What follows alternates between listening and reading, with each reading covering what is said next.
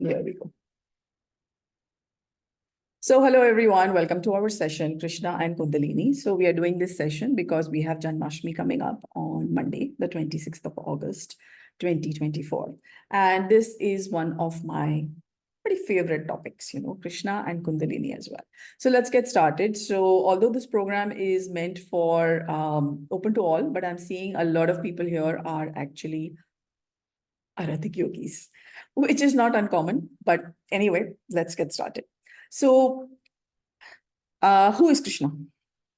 So this is going to be an interactive session. So it'll be nice if you guys can, participate and make it fun. So who is Krishna? Hello? Do you know who is Krishna? Nobody knows? Okay, so Krishna is that God who we all love. And, he has all the, jisko swaroop ya roop bol sakte hain, all the forms of like a friend, a child, a lover, a good husband, a good strategist, and a good charioteer, right? So today we are going to focus mainly on Krishna and its relationship to Kundalini, okay? Because it's a very broad topic, we can't cover everything in like 1 hour. Okay, so who is Krishna? Now we are going to go into a story which we have all probably heard in our childhood, which is basically Krishna dancing on Kaliya. Okay, so everybody, I assume most people have heard of this story, but those who have not, I'm just going to share. So this is actually in Master's book, this one, Hinduism Revealed. He talks about this story. And so mainly our discussion is going to be on this. So Krishna is this child who is going to be dancing on Kaliya, right? So this is the story that we hear, that the Kaliya snake is polluting the Yamuna River with what? Does anyone know? What is the Kaliya snake? What is poison? Poison. Poison. Okay. Yeah. So what is poison? What is poison? Zahar. Zahar. Okay. So poison of different kinds. Okay. Now poison can be at different levels. So now since most of us are energy workers, we are aware of the fact that there is obviously physical poison, but there is also other kinds of poison, like poisonous words, poisonous thoughts, poisonous emotions. Yes. Yes. So, we have to also understand that when the great masters teach something, they also teach us in what is called parables. Parables basically means that they are telling the story in a form where people will remember. Okay. So that's why these are told in stories, but these don't have just physical level meanings. They have emotional, mental, spiritual, many more levels, which frankly, I don't think I personally understand. But anyway, going back to Yamuna, poison and snake. So because Kaliya is poisoning the water, therefore the cattle cannot drink the water and the cattle are dying and all kinds of problems are happening. So what happens is, the story is that that Krishna basically dives into the Yamuna and he kills Kaliya, or at least he doesn't kill Kaliya actually, he overpowers Kaliya, and he dances on Kaliya's head. So this is a summary of the story. You can read you can probably refer to somebody else who can do a better job of storytelling. That's not my core strength. So going back. So what we are going to talk about is who is Krishna. We've discovered that. So Krishna is basically divine consciousness. So if you read the book God Talks with Arjuna by Paramhans Yogananda, he basically talks about Krishna being divine consciousness. Now, those of us who are in the pranic healing system, we are also aware of the Trinity, light, love, and power. So Krishna represents the love aspect. The love aspect of God is an avatar that comes from Vishnu to take care of the earth, which is the purpose that Krishna has. So let's move on. What is Kundalini?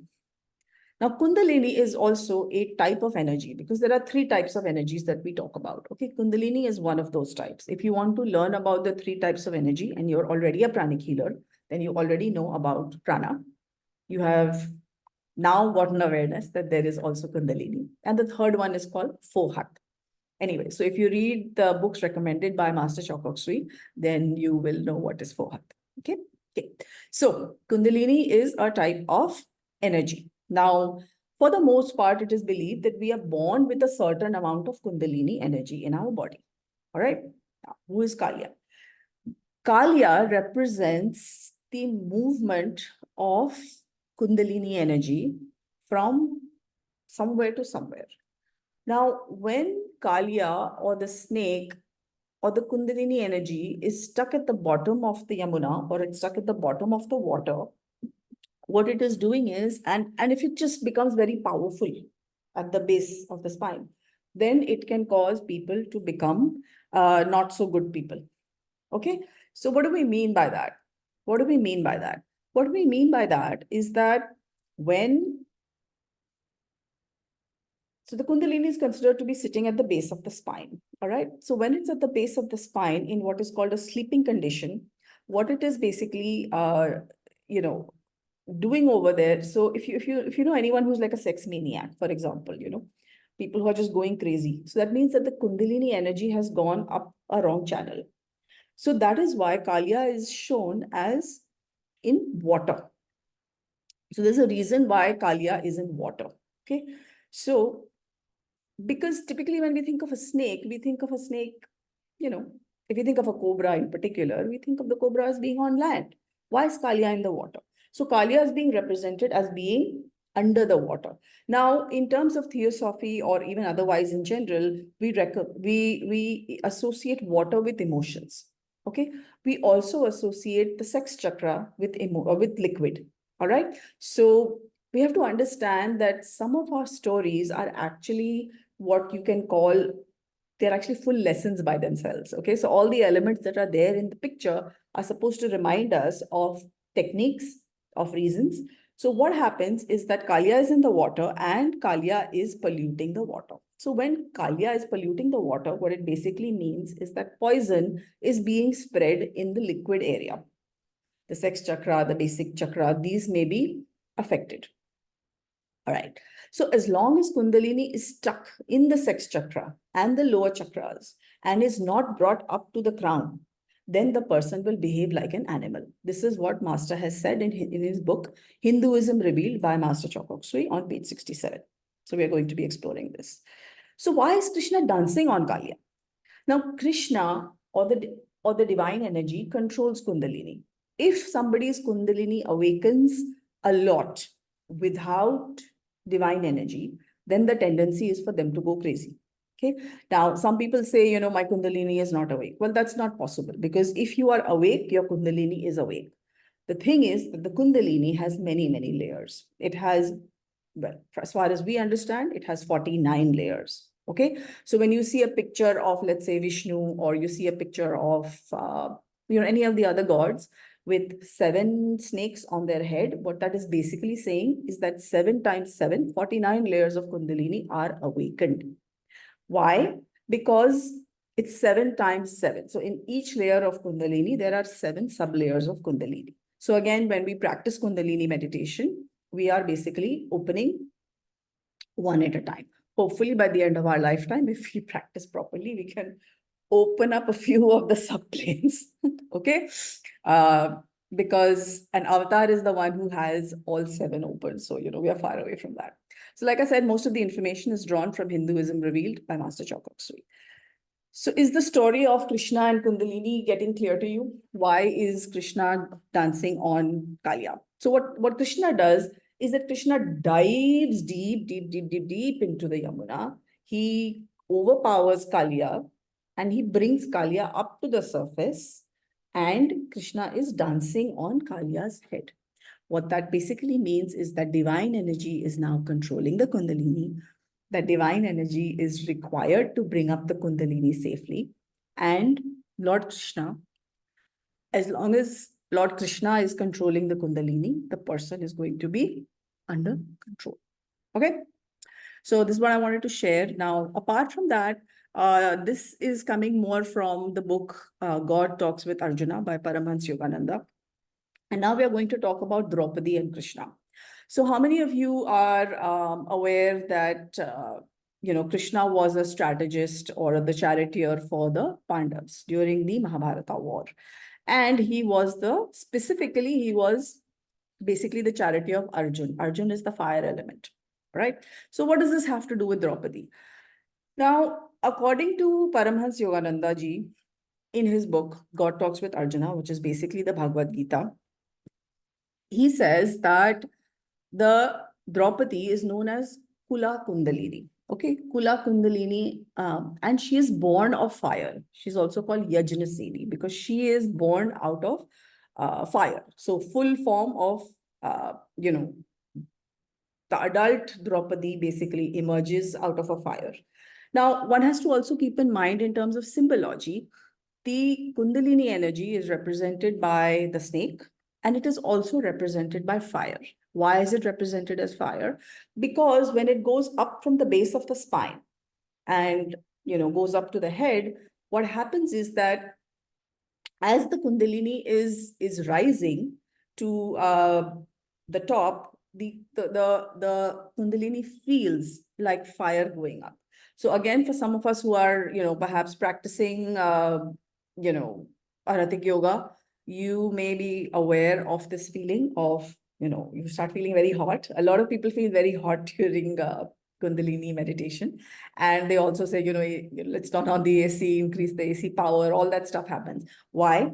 Because Kundalini is also represented by fire. Now, just think about it for a second. You have something that is fiery at the base of the spine in the water element. So this is a place where the Kundalini is lying dormant at the base of the spine in the river Yamuna, which means in watery areas. So that is the place from which the Kundalini arises. All right, and it starts to go up. So that is why it is represented by the fire element. Now, so why are we talking about all of this? Because according to Paramhans Yogananda ji, the 5 Pandavas represent 5 chakras. Okay. Now, again, in pranic healing, as you're aware, we talk about 11 chakras. In the yogic system, they talk about 7 chakras. So what does that mean? Does that mean that Paramhans did not know about 11 chakras? Of course he did. The point is that, when humans evolve, the great teachers decide how many chakras to talk about, how much information to provide. So now, since humanity is ready, Master Choa Kok Sui has revealed 11 chakras. I am sure as we go along, more chakras will be revealed by other teachers. And even in our school, we do talk about the 12th chakra when we talk on achieving oneness. So again, going back to the chakras. So we just go back to the text. So Draupadi is married to the 5 Pandavas. Now, according to Paramhansji, when Draupadi is marrying one chakra after another, you're basically talking about the Kundalini energy going up. All right. Now, when the Kundalini energy goes up in the right way, supported by Krishna, then what happens is that the right virtues manifest. Okay, so the role of the Pandavas or the chakras is to manifest good qualities. So again, in the pranic, starting from basic pranic healing, actually from this book, Miracles of Pranic Healing by Master Choa Kok Sui, in the last chapter, which most of us have not read, there is a section on character building and the virtues. So again, the 5 Pandavas represent certain elements and they also represent certain virtues. All right. So when the Kundalini in the form of Draupadi rises up, so obviously she is going up from down to up. So she's marrying all the chakras, she's combining with all the chakras. And of course, there are children produced out of it. But I think to some extent, that is a story. And it's a story because it's an easier way to explain to people what's happening. Otherwise, just think about it. One woman married to 5 people, that too, such advanced souls. I mean, it sounds complicated, right? So anyway, so this is again my, very limited understanding that Draupadi, that Kundalini in the form of fire, located at the base of the spine, goes up towards the crown, supported by whom? By Krishna. So if you notice all through the Mahabharata, there is a lot of conversation about how Draupadi and Krishna are friends. Yes? Have you ever noticed that? They're known as sakhas. In fact, it's believed that the first Rakhi is believed to have been, something that Draupadi tied to Krishna when he got hurt. And of course, that came back to her in terms of law of karma, but we'll talk about that later maybe. Okay, so what we are talking about now is the Kundalini rising up, adding Kundalini energy to each of the chakras. At this point, we're talking about only 5 chakras, the 5 pandavas. And the energy is going up, reaching the crown to meet with Krishna. So Krishna and Kundalini, or Krishna and Draupadi, are good friends. They are interconnected. They are tied to each other. They are not married to each other. They are friends. Okay? Okay. So, what else did I want to talk about? Yeah. So is there any other questions? Does anyone have any questions on any of these topics? Or anything else also? I mean, it's not a restricted session. We just talk about general. No? Yes? Come on, guys, let's make it fun. Somewhere I read that Yes. astral body considered as made up of water. Yes, yes, absolutely. So Alka ji has brought up a technical word. It's called the astral world. So the astral world is considered to be something that is created with what is, fluid and liquidy. So when we say, like, somebody's crying, then what comes out of the eyes? Tears, right? Yes. So basically, a lot of tears come out, and the astral body is also represented by liquid. So again, the Kalya's association with liquid, with negative emotions, and the fact that if Kundalini goes sideways, then what happens is that negative emotions start to get produced in the body, which make the whole body poisonous. Is that what you wanted me to cover, Alka-ji? Yes. Anybody else? Any other interesting questions? Or anything I've missed? No? Yes? Interesting? Not interesting? Please say something. Okay. Fine. Since Five chakra. Sorry, go ahead. Kanupriya, this side. I was on some another link. Yes, Kanupriya. Ma'am, we were on some other link. I'm unable to catch up what you had told us in the beginning. I could connect just now. Oh, okay. So we'll record this. We're recording this session, so we'll put it up on our YouTube and we'll send it out again. Sorry about that. The links got a little mixed up. So sorry. Thank you. Anybody else? Anything else? Please explain the 5 chakra. Okay. One is Arjun Agni. The other? Yes. Give me 1 second. I'm just going to pull up the slide. So it'll make it easier for everybody to understand. Here we go. Okay, so according to Paramhansji, these are the 5 chakras, Mooladhara chakra, which in pranic healing we call the basic chakra. Now, Shahdev is considered to be the earth element, and the earth element symbolizes tenacity. Okay, he is born of the Ashwini Kumar, and he is also called the divine power of resistance. So again, if you look at the earth, no matter what we do, the earth survives. The earth is tenacious. It recovers, right? Of course, in pranic healing, when we do blessing for the earth, twin hearts blessing, then all of that is, it's basically the characteristic of the earth. Then the second one is called the Swadhishtan chakra. The Swadhishtan chakra is referred to as the sex chakra, and Nakul is known as the water element. And his, his capacity is that of divine power of what is called adherence, of sticking to things. So if you put water or anything that is liquidy on anything else, it tends to stick, or it tends to stay there. It doesn't stick exactly. It can flow on that surface also, but it tends to stay there on that surface. It remains in touch. Okay. So Swadhishtan chakra, Nakul, is referred to as the divine power of adherence. The Manipur chakra, which we call the solar, well, the Manipur chakra is a little interesting because sometimes in yoga, you hear about the Manipur chakra and it feels like they're pointing to the navel chakra.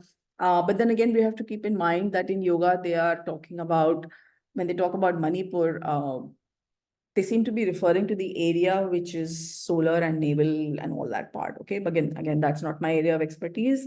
So if I'm making a mistake, I'm sorry. But according to Paramahansa Yogananda, The Manipur chakra represents the solar plexus, and Arjuna, which is the fire element. So for those of us who eat food, we are aware that that is basically where the digestive power comes, right? Without that, we cannot digest things, right? Also, the solar plexus chakra is like the power, is like the clearing house, right, of the upper chakras and the lower chakras. So what does that mean? That means that, you know, it seems when we read the Mahabharata that Arjun is kind of like the focal point of, the five Pandavas, right? And he constantly is balancing everybody, right? So according to, again, Yogananda ji, he is born of Indra. Indra is the king of the gods, and Indra is also the one who represents divine self-control. So let's talk about that. So what does king of the gods mean? When we talk about this level of king of the gods, what we are talking about is, okay, so have you heard the word Indrani, for example? So the senses, okay, so in general, the senses are what Indra is supposed to control, all right? So born of Indra, king of the gods, divine self-control. Okay, so Arjun represents divine self-control. As you see, if he makes a mistake, he goes for praschit. And he's generally is overall very well controlled. Okay, he's balanced. The next we will talk about is Bhim. So Bhim is represented by the Anhat chakra, the heart chakra. He's the air element. And when we practice pranayam, we are actually talking about Bhim. He is born of Vayu or Pavan, who is the strongest of the gods. Now, I'd like to dwell on this a little bit. Some of us have heard about the Lord Hanuman. Yes, and he is also a Pavan Putra.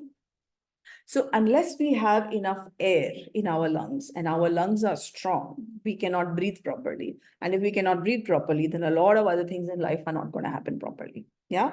So again, in Aratic Yoga, or once we do Achieving Oneness with the Higher Soul workshop, we learn different methods of breathing, right? The more breath we have and the more correctly we breathe, the more strength we have, right? And Bhim represents strength, a lot of strength, right? He's the one who actually kills, as far as I remember, I may be wrong, but most of the Kauravas, I think, are killed by Bhim and Bhim alone. Now, let's go back to this section, the Anahata Chakra. So the Anahata Chakra is the heart chakra. Again, those of us doing healing, we don't energize the heart chakra directly, but as you may remember, that the heart chakra controls the lungs. The lungs are responsible for the amount of air in the body. And the more oxygen that we have in our body, the stronger we are. Okay, so I hope all of this is just kind of, coming together for all of us. So the air element, the heart, Bhim, Vayu, Pavan, all of that. Okay, the last one we'll talk about is the Vishuddhi chakra, which is the throat chakra, which is represented by Yudhishthir, and the element is ether. And he is born of Dharma. He is the presiding deity of righteousness. So, something that I'm not very clear about yet is when Paramahansaji talks about, Draupadi marrying all the Pandavas, he doesn't mention which one she marries first. But we know from the Mahabharata that she actually marries Yudhishthir first. And then, coming down the list. In fact, she marries Arjun last, as far as I remember. By marriage, I mean the consummation of the marriage. So if I look at it from a virtue development point of view, then what I'm understanding about this is that first we have to have the perspective of dharma. Then we have to develop our strength, our physical strength also. So keep in mind that the heart, which also, the thymus gland is located in the heart, and that is responsible for our immunity to a large extent. So what does that mean? That when we do meditation on twin hearts and we bless the earth with what? The heart. What are we doing? We are activating the heart. So automatically, already in the first stage of pranic healing, master is already getting our heart ready. He is already activating our heart, which is why we often say that pranic healing or meditation on twin hearts is an immunity increasing meditation. It heals your health. How does it heal your health? Right? Because your Your thymus gland is located in your heart. You're expanding all of that. Okay. So, is that good? Any other questions? Yeah, so anyway, what I was saying is that, again, in the Mahabharata, it talks about going from top to, she marries Yudhishthir, Bhim, and then I think Nakul, and then Shahadev, and then Arjun, or some order thereof. But as far as I remember, she consummates her marriage with Arjun last.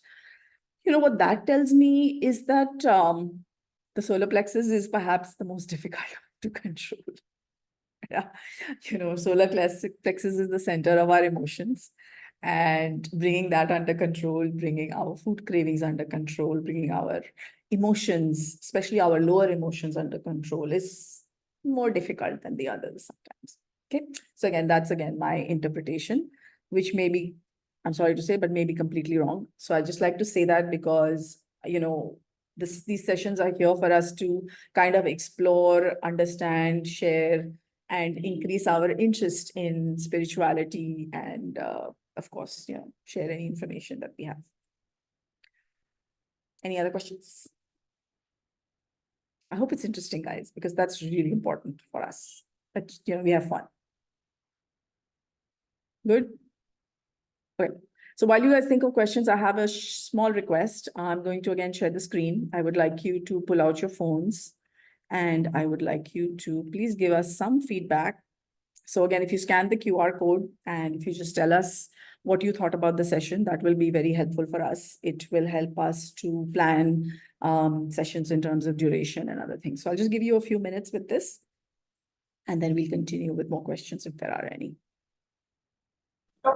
Sheetal the, how to scan? मेरा तो हो ही नहीं रहा. That part cannot be covered in this online session. You'll have to come to the center, which is in Baliganj Place. So, can I give you private message? Yes, you can You can after the post it. session. You can give me private Yeah. message. Yes. And you guys all scanned the QR code? I hope so. Please say yes, no. Say something. No, no, no. No, no, no. I was hoping for a yes, yes, yes. I will send you privately. I am not able to. Okay. She tell. I just I'm on my phone on Zoom, so I can't use my phone to do the because I'm using my phone for Zoom. So maybe if you send me the link, I can. Okay. So thanks. We now know some technical issues that we have to resolve. So anyway, so while we are on the topic, I would like us to just take a few minutes, and since we have Janmashtami coming up, of course, another story about Janmashtami is, of course, the birth of Krishna. Yes, sorry. Go ahead. Somebody was saying something. Anyway, so since we have Janmashtami coming up, I thought we'll also just cover, the birth of Krishna. So Krishna is born in a cell. He's born in the prison to Vasudeva and to Devaki, who are prisoners of Kamsa. Now, when it is believed that when he's born, then after showing his divine form to his parents, who already are aware that he's a divine child, he is carried out from the prison to a different place, to Vasudeva's friend's place, which is again across the Yamuna, right? And when when Krishna is born in that prison, then the chains come off his parents, and his father Vasudeva carries him in a basket on his head and carries him across the Yamuna. So when he reaches the banks of the Yamuna, he's wondering, how do I cross this? Because it's supposedly a rainy night. And you'll notice that usually on Janmashtami there is rain. Okay, but anyway, side topic. So he's standing in front of the Yamuna wondering what's going to happen, and the waters part. The waters part, and he's able to go through. Now, to me, this is really actually quite beautiful, because what it tells me is that with the name of God, with the name of Krishna, I can cross a turbulent river. Now, instead of a turbulent river, if I think about turbulent emotions, because all of us at some point in life go through something, right, which is turbulent, which is like driving us completely crazy. We don't know where to start, and we don't know where to stop, and we don't know what to do. Yeah. So if at that time we stop, and for those of us who do chanting of any sort, if we just stop and take the name of God and we start doing some chanting, any religion, anything, just the name of God, the emotions begin to part. The situation may not auto-resolve, but we will definitely see a path opening up in front, right? In the middle of all this turbulence of life, we will see how to proceed next. Now, to me, this particular image of, Vasudev carrying Krishna in a basket on his head, again, he's carrying him on his head. So where is Krishna? Here, on the head, on the crown chakra, which means divine energy. Again, in Twin Hearts meditation, when we do blessing, what are we aware of? We are aware of divine energy coming in through the crown. So Krishna is located. If you were to think of Krishna being located anywhere, on top of the head. So to me, it basically symbolizes that the turbulent river of life can be crossed by but chanting the name of God. Also, it is believed that when this movement happens, when Vasudev crosses the river from this side to that side, then Sheshnag is actually working as an umbrella on Krishna. Now, there can be many symbolisms to that. One of the symbolisms can be that when these great beings are born, then they are already almost fully evolved. So if we take the symbology of the snake being representative of the Kundalini, what it is basically telling us is that this being, this child, this baby is already spiritually very evolved, and therefore the snake, Sheshnag, is on his head. Now, I have not seen, but I have heard a couple of friends of mine who are clairvoyant tell me that some of the acharyas that we have in our system, if you're clairvoyant, you can see the number of serpents, like energy that's on their head. So it's actually not a serpent. Okay, it's just like it's so powerful and just so strong that it looks like a snake. The energy itself is hot. It looks like a snake. It feels like a snake is going up your spine, but it's not a snake. One more thing I would like to add, just, again, people who attended my sessions, I kind of go all over the place with topics. I don't really stick to one thing, and that's by design. Is when I read books by, some other people, especially the one I'm referring to right now is called Apprentice to an Himalayan Master by Sri M. And the reason I bring it in is because he talks in great detail in that book about the role of the Naga kingdom and the fact that the Naga kingdom actually sent people to earth to train and to help humans. And when humans started to become, or rather to use the knowledge provided by the Nagas in the wrong way, the Nagas left. Some of them were left behind, and they're still there, but they don't really have the kind of powers that Nagas have. So if you're interested in, the snake symbology, I would suggest that you also read this particular book. Again, it's called Apprentice to an Himalayan Master. It's by Sri M. Anything else? Any other insights that you're getting while you're listening, which would be fun for all of us to know? Hi, Sheetal, I'm Shreya. I'd just like to, say something if you don't mind. Sure. The thing is, I think, this birth thing of Lord Krishna and Vasudev carrying the basket, carrying the child and leaving it there. I think this is the first reference of adoption in the spiritual books. I think, another family taking care of the child. So, That's true. this is the basic conception of adoption or surrogacy, whatever you call it. I think this is the first one of the references. If you think about it, that's what I feel, that he was born, somewhere, and then Right. he's taken and given somewhere, and somebody else raises him up. So they become his parents, Yashoda and this thing. So I think this is a reference of adoption that is so prevalent now, but it's hundreds years ago. This was the first conception of adoption. I don't know, I may be wrong, but I have not read enough scriptures predating the Mahabharata in order to be able to say yes or no to this. But I would say that if you read the Purans, if you read the Vishnu Puran, or even if you just read the Shiv Puran, I think there are indicators of people finding children in like fishes' bellies and bringing up other children. But, I'm not very clear on the timeline of that. So I just want to avoid. But that's a good point. I mean, we can all study it. And the next time we have the session, we can have some more topics. Thank you. Thanks. Bye. Atma Namaste, Sheetal. Atma Namaste. Since we have Janmashtami coming up and we are all AY practitioners, is it something we can do from our teachings, master's teaching on Janmashtami? So if you were to ask me, I would say if you are an Aratic yogi, practice Kundalini yoga on Janmashtami. I would also say, have you read the book Hinduism Revealed? You can buy the book, you can read the book. Not yet. I have to catch up on it. It's one of the most beautiful books I've read. Of course, Master also has a book on Christianity Revealed, and we also I have have a heard so course much on about it. Sorry? I've heard so much about it. I'm so Yeah. curious to read it. Yeah. Yeah, so we have this course, Christianity Revealed, then we have Buddhism Revealed, and of course we have, Hinduism Revealed. And then we have another book called Spiritual Essence of Man, which is sort of kind of based on, the Jewish religion, sort of kind of. And what is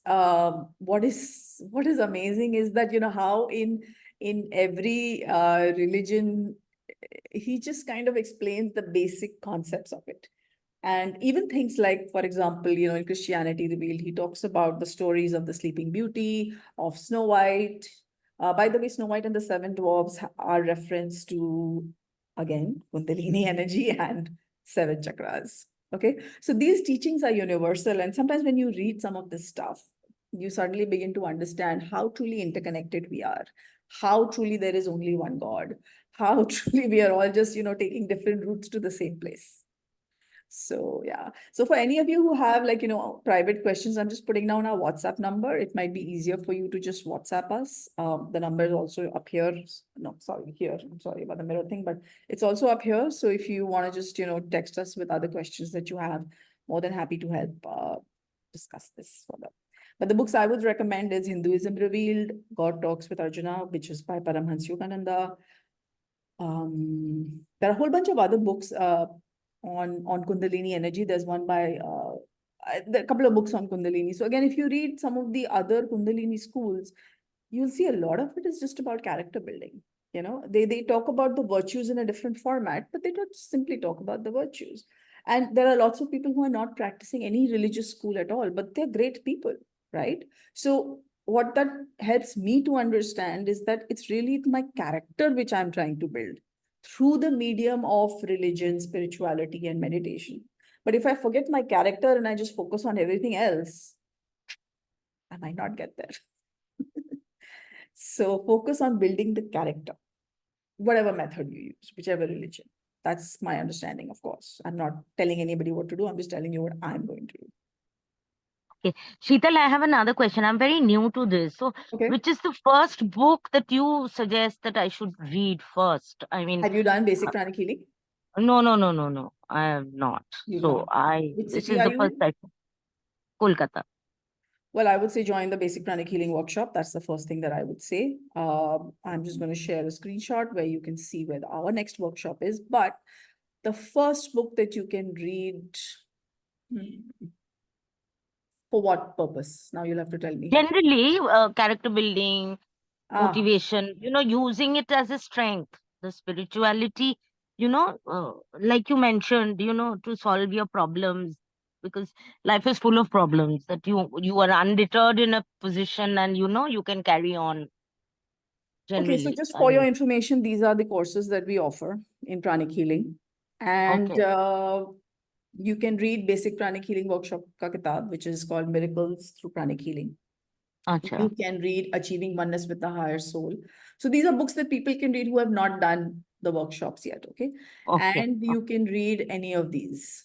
Hinduism Revealed, Christianity Revealed, Buddhism Revealed, I will share. If you just text us on our WhatsApp number, I will Yeah, send you the yeah, link to okay. our website Yeah.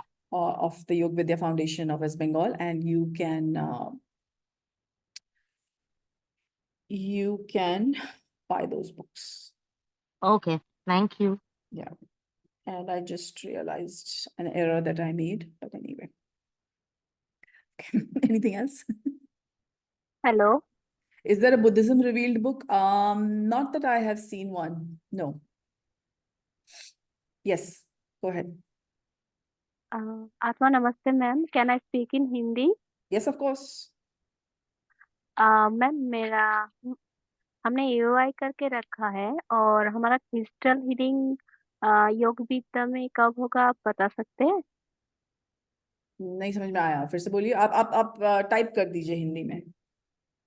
Ma'am मैं crystal के बारे में बोल रही हूँ। Crystal, हाँ okay. हाँ, psychic self defence and crystal के जो कोर्स होते हैं ना हमारे हाँ, फाउंडेशन में, का टाइम कौन सा है?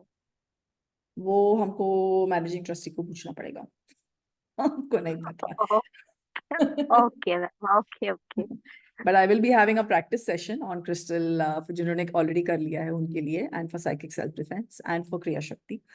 ये सब classes, ये सब practice sessions हम लोग करेंगे, but the course you'll have to check with the foundation. I don't have it right here, but next time, good idea. We can have the schedule available for you. That would be a good idea. Okay ma'am, thank you. Are we good, everyone? Any other thoughts, questions, anything you want to add? No? Okay. Cool. So thank you everyone for joining us. Should we just do a short prayer? So let's close our eyes, connect the tongue to the palate.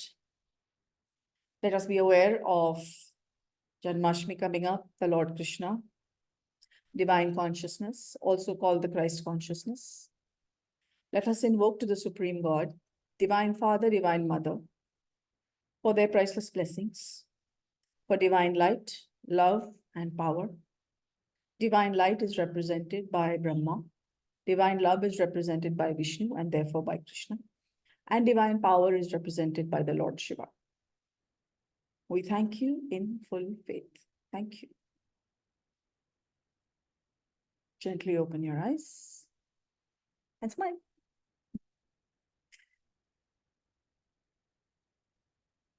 Okay, so thank you everyone for joining us. We will be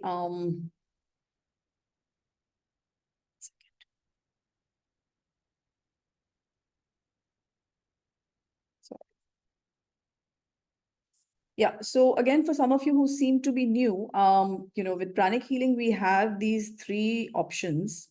You can learn workshops, you can meditate, and you can get somebody to do healing for you while you are learning all of this. And if you want all of this to happen together in your life, then we have something called Aratik Yoga. The Aratik Yoga workshop is in December. So again, you have to do about 4 workshops before you can do the Aratik Yoga workshop.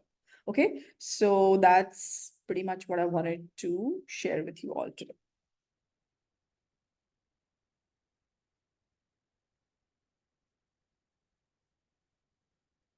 There we go.